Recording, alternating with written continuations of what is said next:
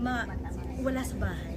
Gusto ko rin kasi sa bahay, pero okay din na at least nakatravel yung mga ako at nakapagbakasyon. Ano usually yung activities na ginagawa mo with the kids kapag out of town? Out of town? Laro. Naglalaro-laro lang kayo. Pag out of town na, yung mga ganun.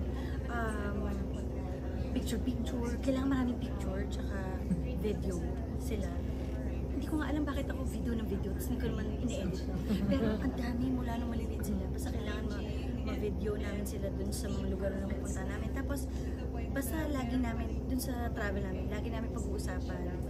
Halimbawa, pauwi na kinabukasan. O anong in-enjoy niyo sa vacation na to. Laging ganun. So ito, dahil New Year, tapos nag-travel din kami. Si Vika kasi, yung huling travel niya na New Year, baby pa siya eh. So ngayon, mas nakakausap mo na dalawa na silang what are they thankful for ngayon ng 2024 and ano yung gusto nila mangyari ng 2025. Na makikita mo kahit bata, iba sila kausap, iba mature sila pag sa ganun. Yun. At pag sa'yo naman na Jonas, tinanong yun, ano yung grateful ka ng 2024 at looking forward na 2024? Grateful for 2024 itong Lavender Fields kasi after 9 years na hindi ako nag-soap, parang tapos ang dami nang nagbago na nagbago talaga. As in talagang na pala. Parang okay, so naghihintay kasi ako nung dadating yung script, wala na pala. So ano na, oo, ay hindi naman. Grabe, yung pinasarap sa script, yung ano na, email na. Soft copy na. Soft copy na. Wala na pa hard copy, kaya tuloy wala na ako scratch paper sa bahay. Hindi mo piniprint out? Hindi na rin, kasi nag-revise din naman. Eh, doon ang bilis nilang i-revise din. Tapos siguro, para i-konting dalahin na lang. Yun na rin. Pero, sa iPad mini na kasi dito, hirap talaga kung ako. Salamin na ako. Yung kami pagkain lang, nag-reading classes na. So, yun, maraming mga bago. Thankful ako sa Lavender Fields at nakasama ko ulit si Jericho, si Joey, si Nini. Tapos yung production, first time ko sa Dreamscape dahil yung unang dati na dapat gagawin for Dreamscape, hindi natuloy. Piolo Tony, Samuel, hindi natuloy. Oo. So sabi ko, nung time na yun, nalungkot ako kasi sabi ko, ito na eh. Nag-taping, nagpilot na kami. Hindi natin, so nalungkot ako. Sabi ko, bale, baka may time. After 9 years, dito pala ulit ako gagawa. So nung tumawag pa lang, go na agad, diba? And then yung trust mo dun sa production, alam mo naman na dekalidad yung ginagawa nila, tapos nakita mo pa yung cast. Tapos thankful din ako na finally, after ilang scripts, ilang stories, let's say nag-change din ng director, natuloy na yung movie namin yung mga na-start namin noong 2024 at may natitira na lang kaming 3 days na 2-day shooting day, tapos yung pangatlo extra kung ano na lang yung Ano ba yung pakiramdam? Doon sa, kasi diba parang best friend, tapos ngayon na ano ulit. Naglang ganun, wait lang. Hindi, yung iba yung friendship namin ni Marvin ngayon. Iba yung iba na kami magkwentuhan, iba yung pagka-relax, yung feeling ko nasa safe space ako. Alam ko na meron akong may ipoprotekta sa akin dito, parang ganun. And nararamdaman ko rin galing sa kanya na nararamdaman niya na yun din ang gusto niyang gawin sa kanya. Pag sinabi niya secret. Pag sinabi niya, tara na, pagtulong natin ito, game. Mawag siya, aawayin ko, parang gano'n. Yung ginawa namin yung isang eksena sa movie na may mga eksena doon, hindi namin sinusunod yung script, tapos may biglang sabay kami nag-take sa stage. Tapos yung isang eksena, happy yun eh. Pagtingin namin, naiyak kami. Parang yung naiyak dahil ang saya mo lang na nakasama mo yung partner mo dati. Pero iba talaga yung level mo. Nostalgic. Oo, parang gano'n. And yun yung gusto namin iparamdam kasabay namin ganun naramdaman, at sa mga bago ngayon na I'm sure iba rin yung feeling nila ng kilig. And iba rin para sa kanila kapag ito yung napanood nila. Kasi sa amin ni Marvin, ang important doon yung nostalgia. And ang important sa amin nostalgia and yung experience. So, may mga gusto kami gawin like sa promo ng movie na balik tayo dati. Kasi dati puro ano lang eh. Oh, rom-com. Pero ngayon, pati experience, diba? Para masaya. Tsaka classic, yun yung best friend love story. Yun talaga iconic. Oo, pero dito nga parang iba na nabitawan ng oh yes. Iba na ang nabitawan ng oh yes. Oo nga. Yes, What's going on in all of this? Anong nakikita? support. Support. Parang si Mark naman, dahil hindi kami nagkukulang ng pag-uusap or ng kwentuhan, alam niya kung ano yung mga saloobin ko sa work. Alam ko rin kung ano yung sa kanya. And from day one pa lang na nung kami tapos nag-work ulit kami ni Marvin, number one siya pa nagpicture sa amin. I-post mo na ito. Ay, okay. Nagkakausap din sa Oo. Tapos minsan may mga kailan lang lately may naisip si Marvin na idea na gusto niyang gawin na project namin. Sabi ko, ay naku, baka ganyan si Mark. Sabi niya, puro ka baka, tawagan ko si Mark. Gaganon siya. Basta tapos minsan invite niya, uy, kumain mo kayo dito sa kotse kasi ako mag-serve sa inyo.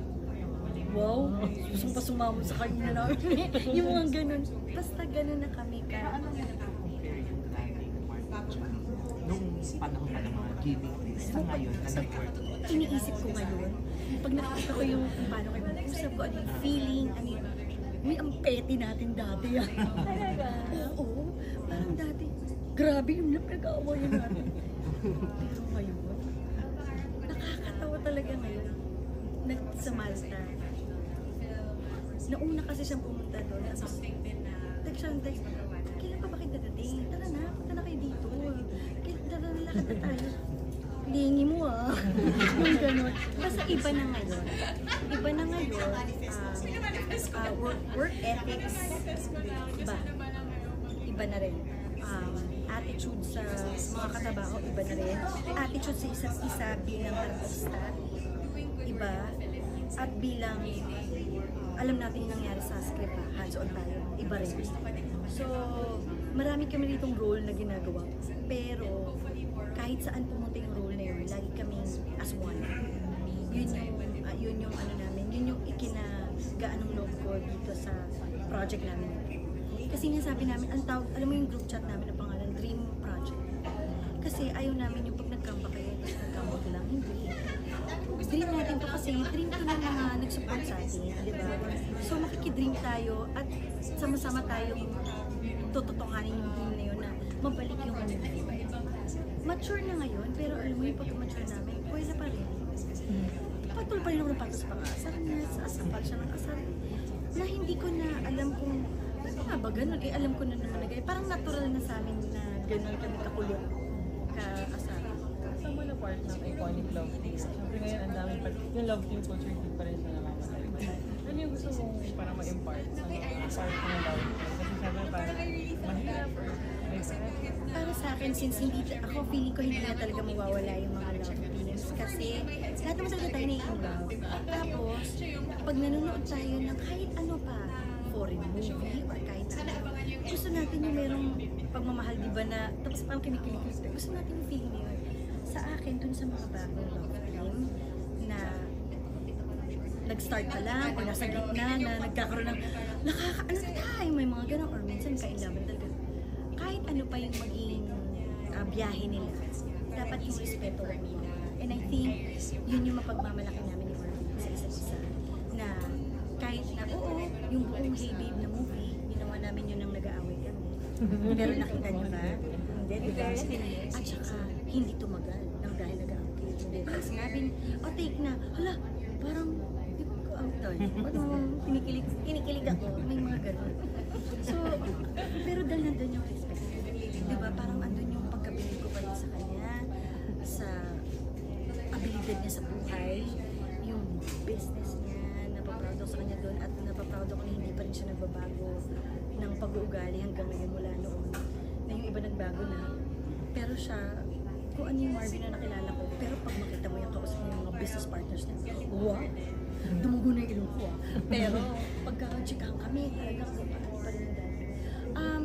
Yun yung mapapagmalaki ko sa kanya at napapado ko. And nagkaroon ng time, umattend kami ng party, kumanta ako. Tapos ang dami niya na agad na idea o anong gusto niya gawing project namin. Dahil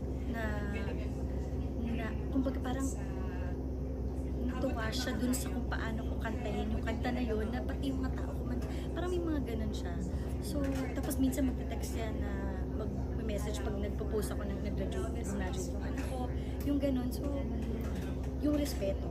Kasi pag yun ang nawala, huwag mo na ito lilaw. Dahil hindi yan team. Definitely, hindi na team, hindi pa yan love. So, hindi lahat madadaan ang napakagaling mo artista. Hindi. Kasi, may something dyan na baka kaya hindi kinakagat yun, may nararamdaman na hindi.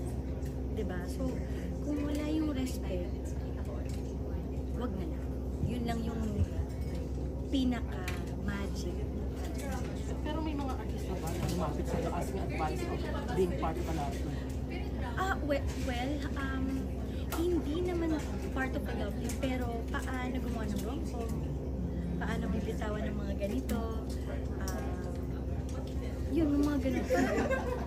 Parang kinikilig ako na nag-mentor dapat nga. Pero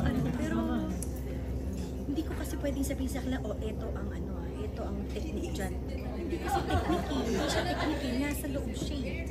Parang dapat niyang ramdamin, dapat nilang ramdamin yun. Hindi nila sinasabi ko, hindi ako makaisip ng technical na pwede mong gawin na habang tumatawa ka, umiiyak ka. Hindi yun eh. Hindi yun eh. Minsan, matatawa sila sa'yo kahit poker face sila. Matatawa na sila. Pero yung feeling mo na, yung energy mo, yung yun lang yung sinasabi sa kanila. Hindi ako, pag nag-mentor, or may nagtatanong, hindi ako ma-technical, more on feelings. Tapos may nagtanong sa akin na winner siya ata siya tungkol sa love team. So nagtatanong siya sa akin kasi sa workshop daw nila parang may mga energy pa daw na dapat. Last 2 minutes. Last 2 minutes. So parang gusto nilang tanongin, paano ba talaga yung gano'n? Yung meron din naman, pero lalaki, tapos yung mga babae, more on rom-com, hindi dahil sa love. So sa lalaki feeling, like ko lang sinasabi sa akin, kayo magdadala niya sa amin ni Marvin. Para sa akin siya talaga nagdadala. Ano yung paniniwagaman ng mga sa huling dalawang linggo? Lavender Fields na po. Kung akala niyo si Lily ay mabait, charot. Ano lang, parang sa akin, kung ano yung na-feel ko, yun sana ma-feel nila na sa una, hindi ko talaga alam saan ako lulugar. Pero itong huling yugto or huling weeks ng Lavender Fields, ito yung magpapatunay. Okay, ayan. I think this wraps up na meron our... si Lily Ni Alika. para kay Camila. Sige. We will accommodate yung last few lines ni Jelena with the crew. Ma-handle yung Halika. pag-go sa ano. Asa si Aaron, partner? Kasi nahihirapan ako. Jelena tayo. Tsaka ang heavy ng mga scene mo. Umiiyak-iyak siya dito. Hindi tsaka pag sa anak, di ba si Camila? Pa. 6 years old ka, edad ng anak ko. Kaya meron isa doon yung pinukpok ko ng halik dito, yung kukunin na siya. Iyak talaga ako, nahiyak mo. Yung tapos na, ay wait lang. Oh, it's okay. Ayan. Ito na po, ibahin na naman natin ang pamamaalam ng cast. Siguro si Aaron na lang po ang lalapit sa cast para magpasalamat sa lahat na nandito ngayon. Let's start with Miss Jelena Magdangal. Hello po. She ended the year with a grateful heart. Ang saya-saya niyo eh. Kasi may pa-sleep. Hello po. Mars, Maraming salamat and po ulit. Thank you po ulit sa pag